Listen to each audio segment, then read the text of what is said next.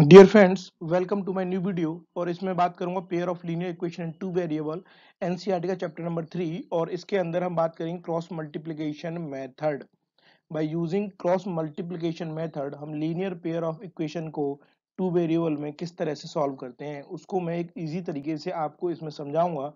उसके अलावा मैं दो लाइन यहाँ पर है, सफल लोग कोई और नहीं होते, यहाँ मैंने लिखा हुआ है सफल लोग कोई और नहीं होते, वो बस कड़ी मेहनत करना जानते हैं। तो आपको अपने आप को कड़ी मेहनत करने के लिए डेवलप करना है। जब आप ऐसा कर पाओगे तो आप बहुत सारी चीजें इजीली सीख पाओगे, समझ पाओगे। आपके सामने इक्वेशन लिखी हुई है a1x plus b1 y plus c1 equal to 0। दूसरी इक्वेशन है a2x plus b2 y plus c2 equal to 0। और मैं कहता हूं ये equation number 1 and this is equation number 2। हमें यूज करना है क्रॉस मल्टीप्लिकेशन मेथड। ये क्या है? एक्स और वाई की वैल्यूज कैलकुलेट करने का एक दूसरा तरीका है, एक्स और वाई की वैल्यूज निकालने का जो इस इक्वेशन को सेटिस्फाई करेंगी। तो आपको करना क्या होता है, जो बी वाला टर्म है इसको सबसे पहले लिखोगे b1 अपॉन b2, यानी कि b1 b2 ऐसे लिख लोगे। उसके बाद b के बाद आता है c, c1 c2। उसके बाद आएगा c के बाद तो फिर d तो आने वाला है नहीं, a1 ही आएगा। फिर a1 और यहाँ पर a2, a के बाद फिर से b। और कहां तक जाना है? b से स्टार्ट होना है, b तक ही जाना है। पहला वाला है यहाँ पर, पहला है यहाँ पर, सबसे पहले वाले के नीचे ऊपर बना दोगे, यहाँ पर एक लाइन खींचोगे, यहाँ लिख दोगे x, यहाँ पर लिख दोगे आप बाई, और यहाँ पर लिख दोगे 1। और इनका कर लेना है क्रॉस मल्टीप्लाई। इनको क्रॉस मल्टीप्लिकेशन मेथड की बात कर रहे हैं तो कर लेना है क्रॉस मल्टीप्लाई। तो आप लिखोगे x अपॉन b1 का c2 से मल्टीप्लाई करोगे तो b1 c2, फिर माइनस का साइन लगाओगे।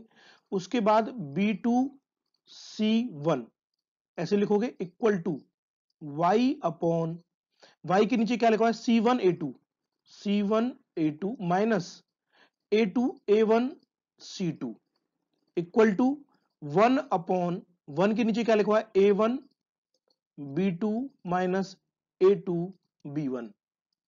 अब हमें x और y की वैल्यू निकालनी होंगी। जब x और y की वैल्यू कैलकुलेट करोगे तो पहले कंपेयर कर लोगे, इक्वल कर लोगे। x upon b1 c2 minus b2 c1 is equal to 1 upon a1 b2 minus a2 b1। इसको इधर मल्टीप्लाई कर दोगे तो यहां पर आपको मिलेगा x equal to b1 c2 minus b2 c1 upon a1 b2 minus a2 b1। Similarly आप बाई वाले टर्म को, इस टर्म को कंपेयर कर दोगे वन वाले के साथ, तो यहां लिखोगे y upon c1 a2 minus a1 c2 equal to 1 upon a1 b2 minus a2 b1। इधर की तरफ क्रॉस मल्टीप्लाई करोगे तो y की वैल्यू निकल के आएगी c1 a2 minus a1 c2 upon a1 b2 minus a2 b1। यहां से आपको दो वैल्यूज मिल गई। पहली वाली x की, ये निकल के आ गई वैल्यू, पहला टर्म था x का, जो x की वैल्यू निकल के आ गई। दूसरा टर्म था y का, तो यहां से y की निकल की वैल्यू आ गई। बस ये जो वैल्यूज है इसको यूज करना है। आप फॉर्मूला भी याद रखने की जरूरत नहीं है, बस आपको ये तरीका याद रखना है जो मैंने स्टार्टिंग में बताया। इसको, इक्वेशन को कंपेयर करोगे, जो भी इक्वेशन होगी उसको इस फॉर्मेट में बनाओगे। इस फॉर्मेट में बनाकर इसी फॉर्मेट में उसको नीचे लिख दोगे x y और 1 के साथ में, और सॉल्व कर दोगे। यहां पर एक और पॉइंट याद रखना है आपको कि a1 जो अपॉन में दिया हुआ है, क्या अपॉन में दिया हुआ है? ये वाला जो टर्म अपॉन में दिया हुआ है, ये वाला, ये नॉट इक्वल टू 0 होना चाहिए। कहने का मतलब ये है कि a1 b2 minus a2 b1 is not equal to 0। ये कंडीशन होनी चाहिए। पहले आप इक्वेशन में देख लोगे ये नॉट इक्वल टू 0 होना चाहिए। क्यों? यदि ये 0 हो गया तो x और y की वैल्यू नॉट डिफाइन हो जाएंगी, x और y की वैल्यू नॉट डिफाइन हो जाएंगी। आपको ये बात समझ में आ गई? पर एक क्वेश्चन करते हैं, जो मैंने बताया उसकी हेल्प से क्वेश्चन भी करेंगे। तो क्वेश्चन है, देखो हमारी इक्वेशन क्या थी? a1x plus b1y plus c1 equal to 0, a2x plus b2y plus c2 equal to 0। क्या ये उस फॉर्मेट में है? इस फॉर्मेट में है ये इक्वेशन? नहीं है। तो पहली प्रायोरिटी क्या होगी? इस इक्वेशन को इस फॉर्मेट में कन्वर्ट करना। तो मैं लिखूंगा 2x प्लस वाई माइनस 5 जो 5 इधर था इक्वल टू के इधर ले आऊंगा, इक्वल टू 0। पहली वाली आ गई फॉर्मेट में। दूसरा 3x plus 2y minus 8 equal to 0, second equation ये भी आ गई। इसको इधर ले जाने के बाद फॉर्मेट में इन दोनों के फॉर्मेट में आ गई। अब इसमें a1 की वैल्यू क्या होगी भाई, a1 पहली वाली इक्वेशन से निकल के आएगा। a1 कितना होगा 2, b1 कितना होगा 1 और c1 कितना होगा -5। सिमिलरली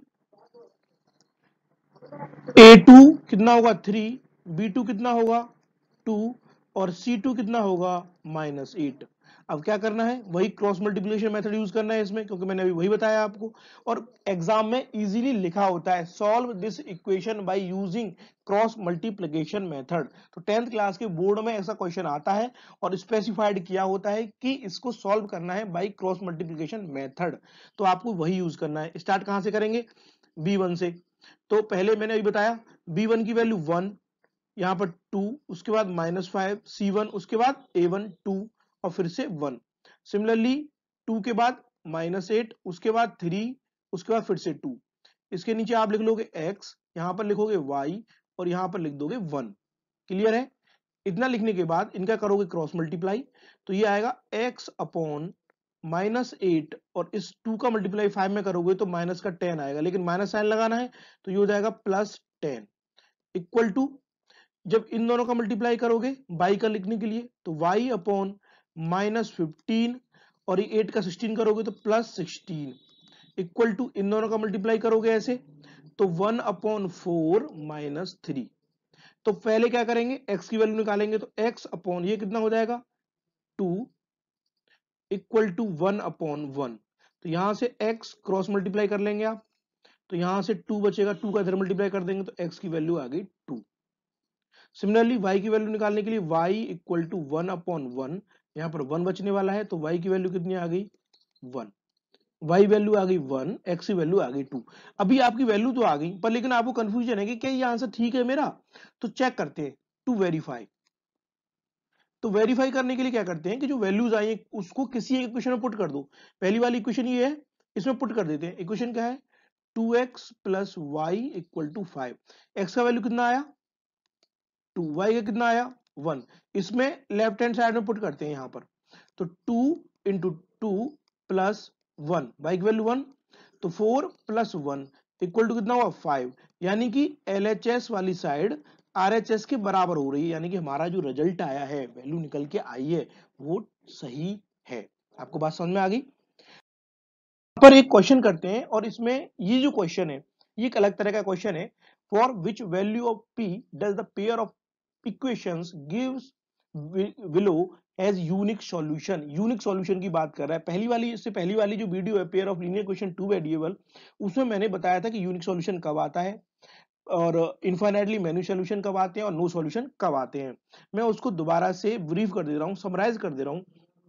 कैसे कि इक्वेशन कौन सी है, a1x plus b1y plus c1 equal to 0, a2x plus b2y plus c2 equal to 0। मैंने कहा कि मैंने कहा कि मैंने कहा कि इस इक्वेशन को सॉल्व करना है। तो सॉल्व करने से पहले मैं बताऊंगा कि इसका सॉल्यूशन कौन सा आने वाला है। तो कंडीशन होती है, कंडीशन क्या होती है, तीन कंडीशन की बात करूंगा मेनली। पहली कंडीशन ये है कि a1 upon a2 is not equal to b1 upon b2।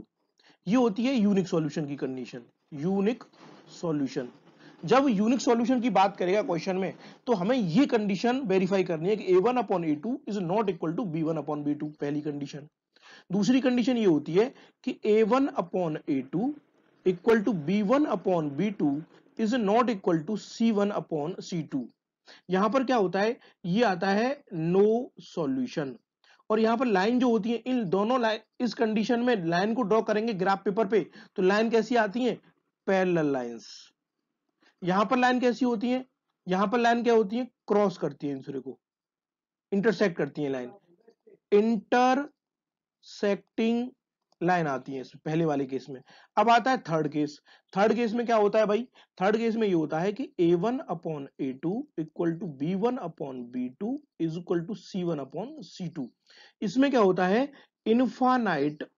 Infinitely many solution. यहां पर क्या होता है कि बहुत सारे सॉल्यूशन आते हैं। तो ये तीन कंडीशन है, इनमें क्वेश्चन में बोला हुआ है, पहली कंडीशन दी हुई है यूनिक सॉल्यूशन। क्या लिखा हुआ है कि सॉल्यूशन कैसा आएगा, यूनिक सॉल्यूशन। यूनिक सॉल्यूशन के लिए कंडीशन कौन सी होगी, फर्स्ट वन। तो इक्वेशन को पहले हम लिख लेते हैं। इक्वेशन क्या है, 4x plus p y plus 8 equal to 0, equation 1। दूसरी इक्वेशन है 2x plus 2y plus 2 equal to 0, second equation. कहता है यूनिक सॉल्यूशन।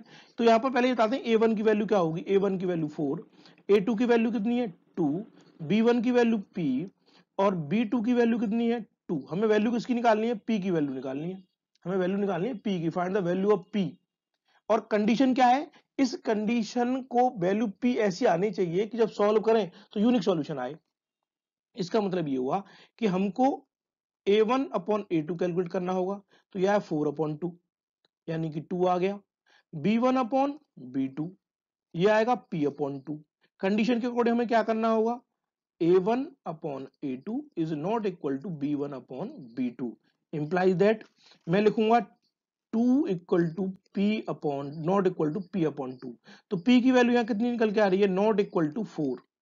यानी कि आंसर क्या होगा इसके अकॉर्डिंग कि P की कोई भी वैल्यू एक्सेप्ट 4, तो आंसर होगा any real number except any. तो यहां पर एनी रियल वैल्यू, यहां पर होगा answer real value any real value except except 4। 4 को छोड़कर कोई भी रियल वैल्यू यहां पर इसका सॉल्यूशन होगा। पी की एनी वैल्यू, पी क्या होगा, कोई भी वैल्यू एक्सेप्ट 4। क्लियर है, आंसर है इसका।